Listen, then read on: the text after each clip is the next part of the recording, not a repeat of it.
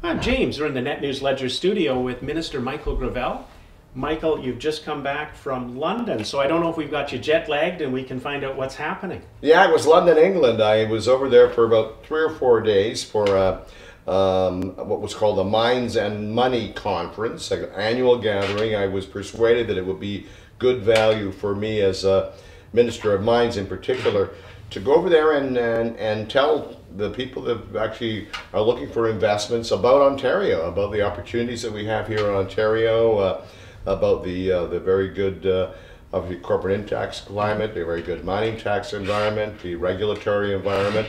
So I was really very pleased with the opportunity it gave me. I spoke to the Canada, United Kingdom Chamber of Commerce, to a very interested group, had a number of meetings, and although we didn't have any formal deals that were signed off on, I actually do feel that it was of great value to be there, and was actually accompanied by 4 mining company executives from northwestern Ontario.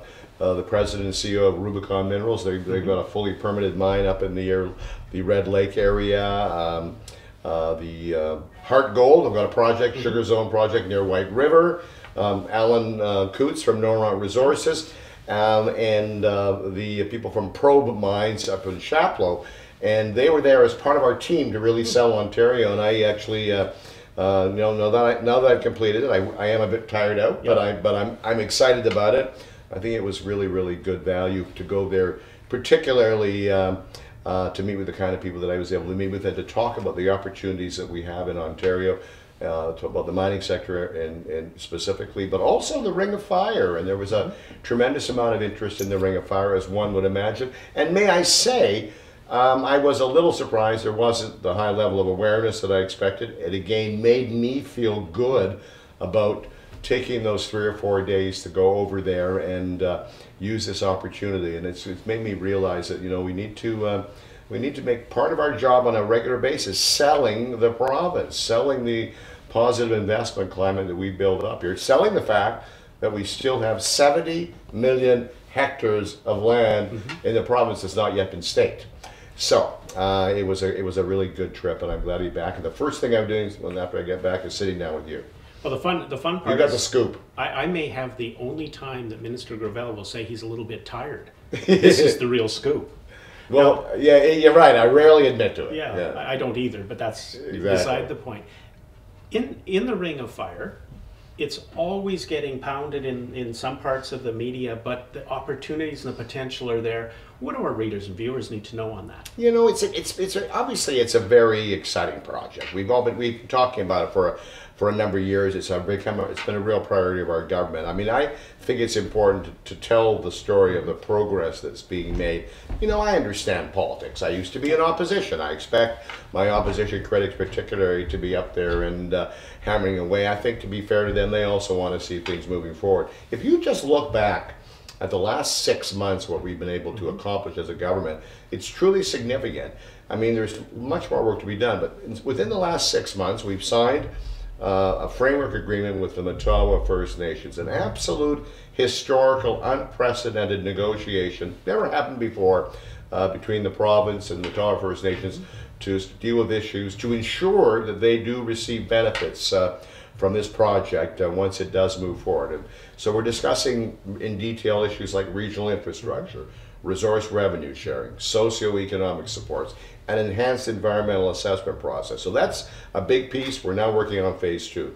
We also, as a result of course, the fact we had an election in June, came back very gratefully, I must say, with a majority government, brought forward a budget where we committed and locked in $1 billion to the infrastructure needs of this project. This is a project, as everyone knows, that is in a very remote part of the province where there's no infrastructure. May I say, any mining project, even if it's in an area where there's significant infrastructure, such as Greater Sudbury or the Thunder Bay area, still takes 7, 8, 9, 10 years to go from the beginning to the actual commissioning of the mine. So we need to put that in place. So we're going to commit to those dollars. We want to see the federal government joining us in those dollars is important. And third, a couple of months ago, we set up a development corporation that we think is crucial to bringing all the partners on board. And it was interesting, as Ed said, when I was in London, England. I mean, people don't know that a company like Probe Mines, actually, they have a project in Chapleau, but they also have a significant deposit in the Ring of Fire. Yeah. So we're working together with industry to bring them all together. I appreciate that in the political environment we're in, and the eagerness people have to see the project moving forward, that they want to see things moving forward more quickly. But from my perspective, as minister, we're making significant progress. We're making the right decisions. We're doing it the right way. Premier Wynne has said that from the very beginning. We need to get this project right. And from my perspective, that means assuring that the First Nations get the benefits, assuring that indeed we make it actually easier for the companies that are going to be investing in the Ring of Fire. And believe me, there's significant interest in this project with a number of companies. Can't get into the details, but we can. And I think, obviously I'm hoping that soon we'll hear more details of that. So by bringing all those pieces together, we're going to have a project that is going to be probably one of the biggest economic development projects we've seen in Ontario for the past 100 years. And that, again, is separate from the other mining story we have to tell, with mines opening up all over northern Ontario and even specifically in northwestern Ontario over the next year and a half. So there's a lot going on that it's funny, sometimes it's a little bit like the media and the public want instant coffee. Sure. And the government is making really well brewed coffee, perhaps. I think that's well put. I may steal that and use it because I think that's so true. I mean, and again, I get it. I mean, there's a desire, particularly because we have certainly been promoting this project as a great economic development opportunity for certainly for the last 2 or 3 years in particular.